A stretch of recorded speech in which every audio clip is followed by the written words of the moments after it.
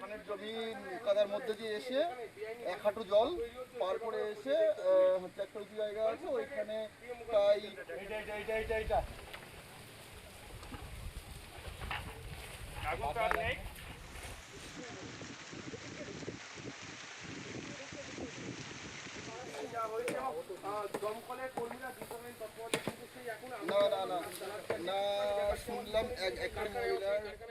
দেখুন, আমরা এখানে পুরো পুলিশের টিম আছে, ফায়ার ব্রিগেড আছে, আমরা তদন্ত করে দেখছি।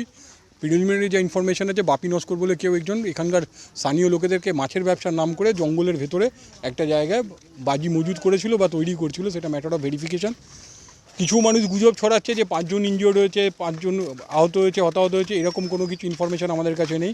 আমরা যা এখনও পর্যন্ত পেয়েছি, বাপি নস্করের ফ্যামিলির একজন লেডি, তিনি ইনজিওর্ড হয়েছেন, ওনাকে বাড়িপুরে রেফার করা হয়েছে। এছাড়া কারোর কোনো ইনজুরি বা আদারওয়াইজ কোনো সমস্যার খবর কোথাও নেই। কিছু লোক এটা গুজব ছড়াচ্ছে, আমরা তাদেরকে স্ট্রংলি বারণ করছি যে এরকম কোনো গুজব ছড়াবেন না, পুলিশকে কাজ করতে দিন, প্রশাসনকে। আর স্থানীয় লোকেদেরকেও বলছি, যখন লুকিয়ে চুরিয়ে এখানে কেউ এরকম কিছু করছে, আপনারা যখন খবর পাচ্ছেন, আপনারা কেন প্রশাসনকে জানাচ্ছেন না? আমরা আমাদের টহলদারি বাড়িতে আমরা আজকেই অলরেডি এখানকার যে অ্যাসোসিয়েশন আছে তাদেরকে কমিউনিকেট করে দিয়েছিলাম যে আগামীকাল 12টার সময় তাদের অ্যাসোসিয়েশন অফিসে পুলিশ এবং অন্যান্য অথরিটিদের সাথে তাদের মিটিং আছে।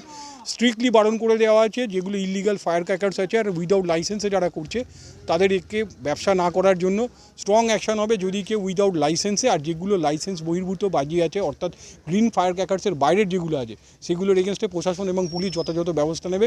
রেড কন্টিনিউ আছে।